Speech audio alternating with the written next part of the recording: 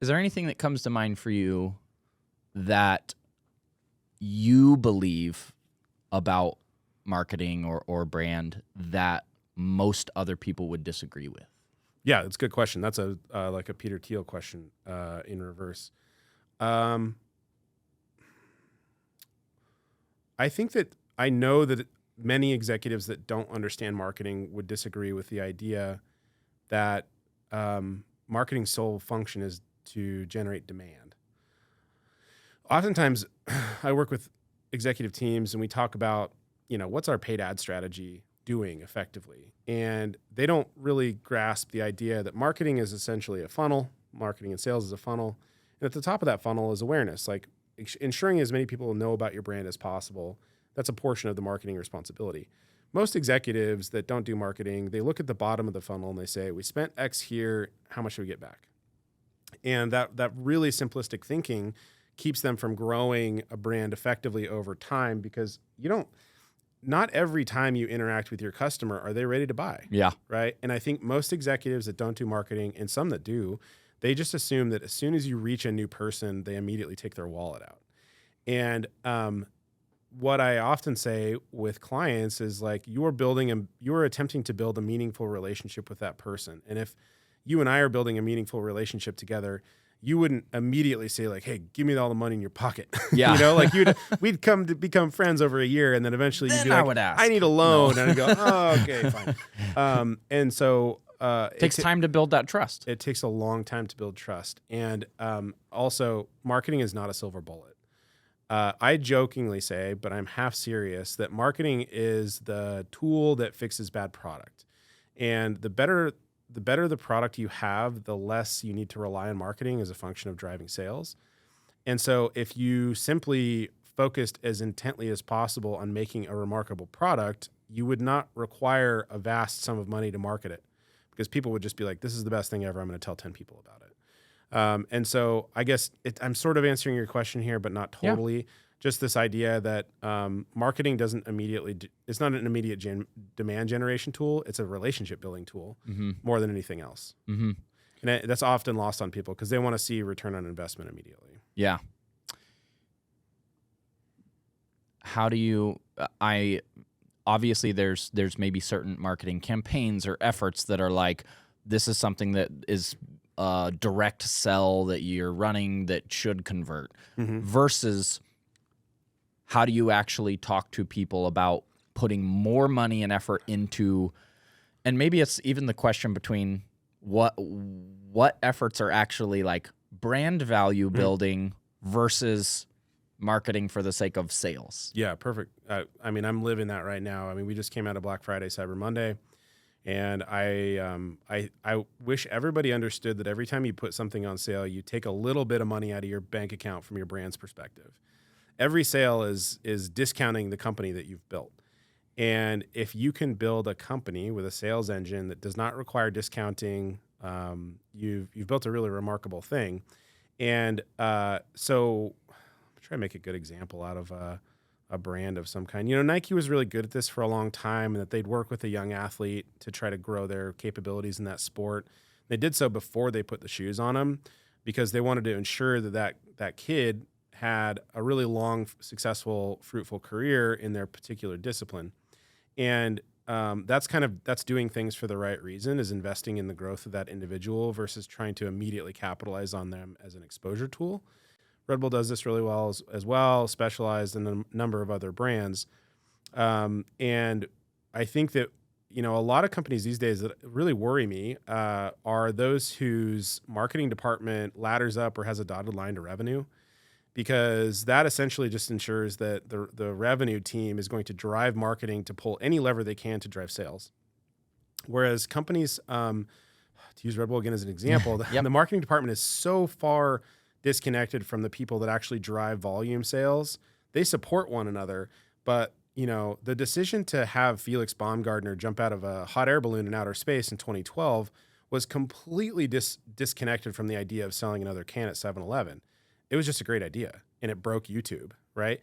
And that's an investment in your brand in a way that is not immediately measurable back to a return on ad spend and sales, but it's the kind of thing that's like everybody talked about that for about a week. Mm-hmm. And, Red Bull's strategy is to give wings to people and ideas. That's their marketing strategy and their business strategy as a whole.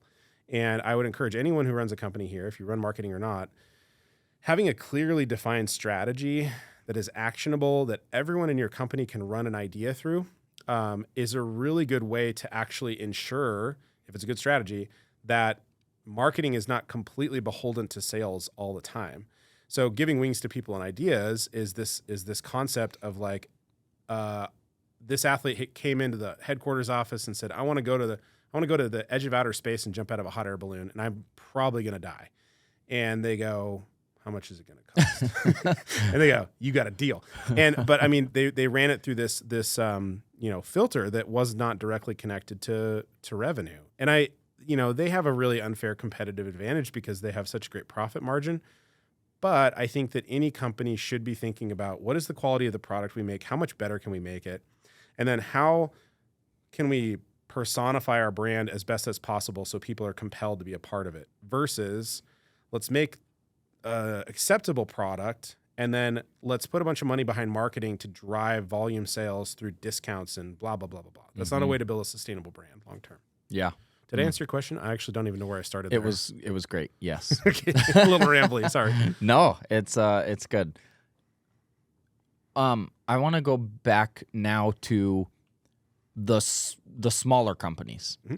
So you get a call today from someone who's doing $1 million. Mm-hmm. They have, I don't know, 10 employees. And at that point, people don't even have a whole marketing team. They don't Maybe have not a whole even a strategy, single person, maybe yeah. nothing. Where do you start with people, or recommend that they start putting efforts to help that size of a business? Because I think a lot of people that are not deep in marketing are like, should we focus on our website? Should we focus on running ads? Should we focus on creating content? What platform should we be? There's so many directions you could go. Yep. What are the starting points for the smaller? Yeah. So when I worked for that startup in Austin, Vulcan, and I came in to run marketing, I was really caught off guard. I'd never worked in vehicle manufacturing until that point. And I was really caught off guard because on day one, the board chair sat me down and he said, Chris, I don't know if you know this or not, but your responsibility is to develop documentation, marketing requirements doc or a market requirements doc that's going to inform the car we build. And I was like, I have no experience with that. I don't know how to build a car. And if you fast forward a year later, I'd kind of figured it out and we had developed a car, and I now get to look at it and go, wow, like a lot of what is in that product came from my brain and a lot of other really smart people. But the reason why I bring that up is because I think that the best companies that are building physical products and services to a large extent, they are putting their marketing hat on as it relates to their product. Like, is this something someone would want to buy? Do they experience, or do they enjoy the experience of buying it? When they buy it, does it match the expectations that we've set as a company? So if I was like going to work tomorrow as the head of marketing for $1 million plumbing company, I would look at, well, what are we doing to market our current company? And I'm going to go on a couple calls and I'm going to see, like, did we say we were going to be there in 15 minutes and we got there in 20? I think that you have to, especially as a small business, you have to be really, really critical of the product or the service you're putting out, because that's the foundation of marketing. Like, you want to make sure that the consumer experiences what you promise them. So I would get hypercritical about the product itself before I tried to think like, okay, am I going to run paid ads or SEO or do PR or get influencers or whatever? And as you kind of come to terms with the way that product's delivered and built, and you say, okay, we can improve on some of these things, then I would turn my attention to like, well, how can I tell more people about this? Mm-hmm. But oftentimes in many companies, marketing is so disconnected from the product itself. They find out there's a new product company coming in their company and the product's already built. And then the marketing team goes, well, we can't market this. Nobody nobody's going to care. Mm. And I think that that's really critical, is like put marketing in the beginning of the development cycle for product and service, and make sure that the people responsible for that are like, yes, I can tell this story. Mm. And then when the product comes to market, those people are hyped because they're like, I had something to do with the way that came together. There's a story. We made the A bars and A frames on that side by side a specific way to represent the brand identity that we were trying to create. And so I get to tell a story around that. And I think that would be my recommendation. Look at Yeah. your product first. Yeah. No, I like that. That's great.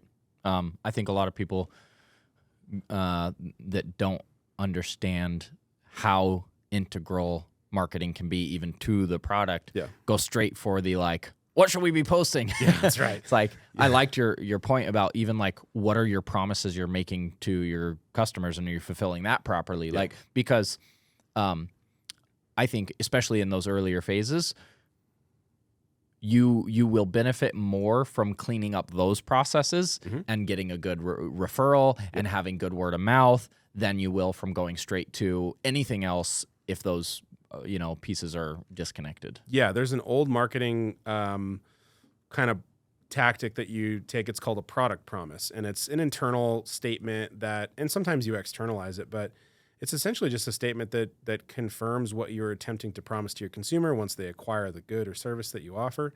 And it's a really great way to actually test whether or not you have provided that. Nike's tagline for a long time was that everybody is an athlete. No, everybody is an athlete. Every space body is an athlete. And, a big part of what they attempted to do by creating certain types of products and shoes and that kind of thing is like, you put them on, do you feel more athletic? And that product promise was attempting to convince a population who may not be athletic at all that, like, yes, I too can be an athlete because I have a body. And so product promise is a really great, simple exercise. You can use ChatGPT to actually like develop a really strong product promise or any other AI of your choice. And I think that would be a really great place to start. Yeah, that's awesome.